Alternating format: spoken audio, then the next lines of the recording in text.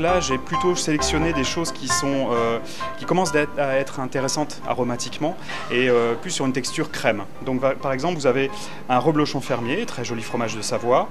Vous avez un Beaufort chalet d'alpage, c'est un Beaufort qui est fait exclusivement en altitude l'été. Ce qui est caractéristique, c'est un côté très beurré.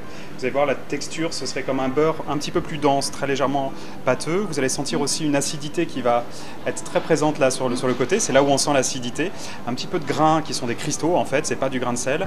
Et une note de lait un petit peu de lait cru et de beurre très légèrement rance. Et vous terminez avec une grande acidité. Vous avez un lingot d'Écosse qui est un chèvre assez équilibré avec des notes un peu de sous-bois en surface. Le Langre, qui est un fromage de l'Est de la France, alors là on est quand même sur quelque chose d'un peu costaud, puisque c'est lavé à l'alcool.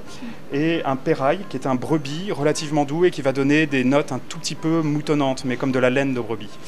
Vous pouvez sortir de ce plateau en allant sur par exemple une bûche aux fruits rouges, qui pourra être de bonne composition, et vous pouvez aussi casser un peu l'intensité de ce plateau avec un confit par exemple de fruits, un confit de Mirabelle, pas forcément une confiture parce que les confitures sont parfois un peu trop sucrées.